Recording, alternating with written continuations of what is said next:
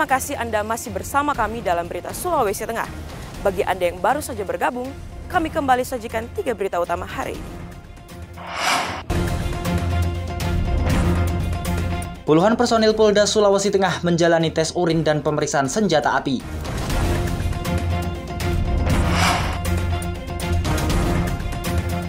PLN menjamin ketersediaan pasokan listrik di Sulawesi Tengah.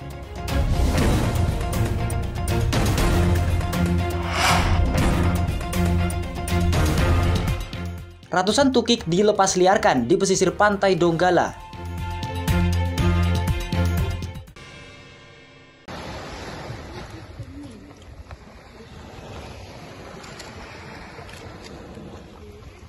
Keberadaan penyu hijau yang kondisinya terancam punah mendapat perhatian serius dari berbagai kalangan, terutama pecinta satwa langka. Sekaitan dengan itu, sejumlah lembaga pemerhati lingkungan melakukan pelepasliaran lebih 100 tukik di perairan laut Kabupaten Donggala. Pelepasliaran 112 anak penyu hijau tersebut dilakukan di pesisir pantai Dusun Batu Roko, Desa Lalombi, Kecamatan Banawa Selatan.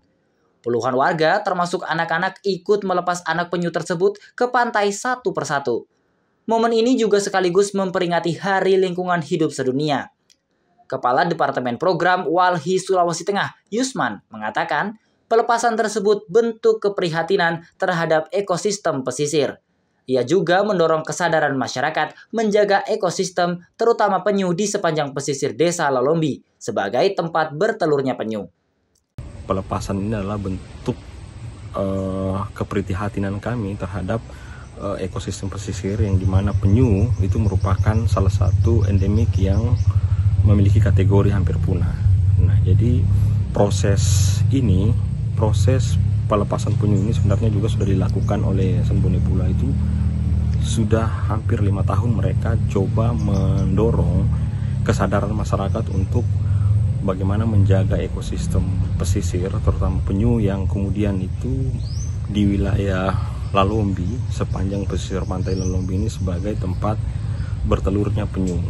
Aksi tadi merupakan salah satu bentuk untuk kemudian memperlihatkan bahwa penyu ini mempunyai salah satu fungsi yang cukup kuat di laut untuk mengatur ekosistem. Penyu mempunyai salah satu fungsi cukup kuat di laut untuk mengatur ekosistem, seperti menjaga karang, menstabilkan lamun, dan lainnya. Olehnya, ia menyeru kepada semua pihak menjaga dan melestarikan lingkungan agar bumi terselamatkan dari krisis iklim. Ikram Boyauge melaporkan dari Donggala.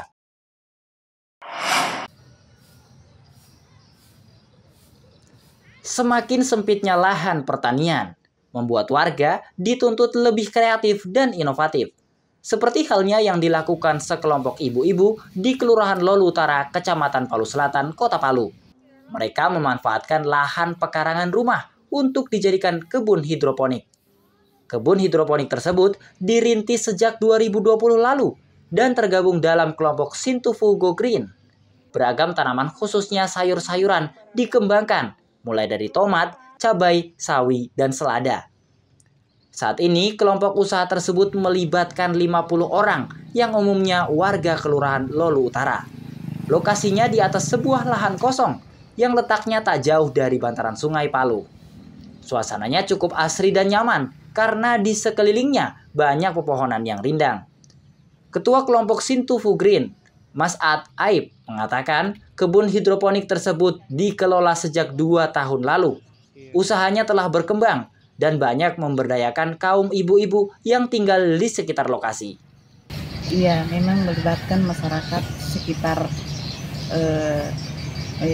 sekitar lingkungan sini dan ini masyarakat di sini yang tadinya tidak mengenal apa itu hidroponik dan sekarang kami sudah mengenal apa itu hidroponik. Untuk penjualannya Bu, dia apakah sudah ekspor atau masih sekitaran Kota Palu ini aja?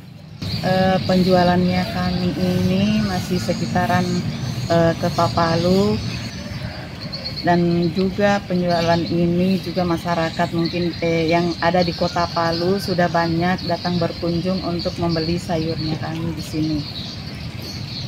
Usaha kelompok Sintufu Go Green ini kini telah membuahkan hasil dan mampu membantu pendapatan mereka. Hasil usaha tani hidroponik tersebut telah dipasarkan ke sekitaran Kota Palu, baik di pasar maupun di swalayan. Sebagian warga juga datang membeli langsung tanaman hidroponik di lokasi tersebut. Julianus Kay melaporkan dari Palu.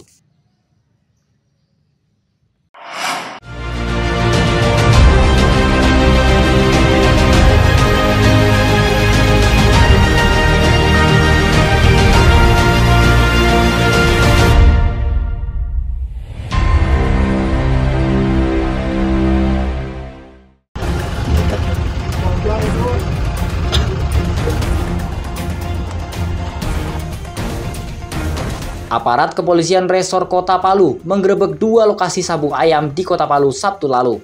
Namun petugas tidak menemukan pelaku dan ayam sabung karena diduga informasi rencana penggerebekan telah bocor.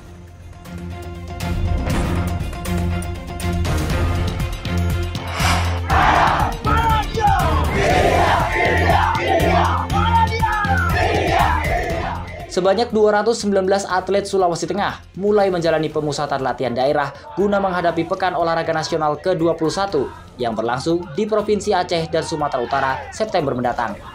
Puslatda ratusan atlet dari berbagai cabang olahraga ini akan berlangsung selama hampir 3 bulan.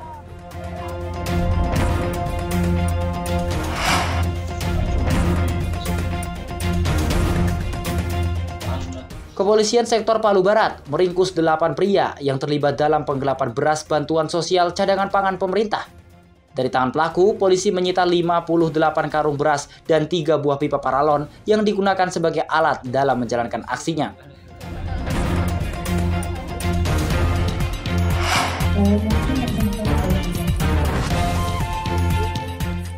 Polda Sulawesi Tengah menangkap 4 penambang ilegal di Kota Palu dan Kabupaten Morowali Utara. Dari 4 pelaku yang ditangkap, 2 diantaranya warga negara Tiongkok, berinisial LJ, umur 62 tahun, dan XZ, umur 62 tahun.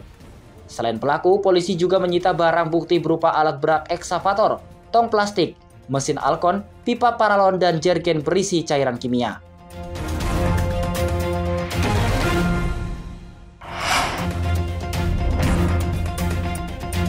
Di tengah maraknya aktivitas industri dan tingginya mobilitas kendaraan di Sulawesi Tengah, masyarakat Kota Palu patut bersyukur. Ibu kota Provinsi Sulawesi Tengah ini menduduki peringkat pertama sebagai kota dengan kualitas udara terbersih se-Indonesia.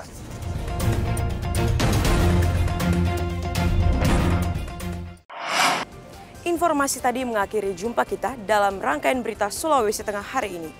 Atas nama rekan yang bertugas, saya Aurel Lagia mengucapkan terima kasih atas kebersamaan Anda. Selamat beraktivitas dan sampai jumpa. Songgom Puasi, Tabe.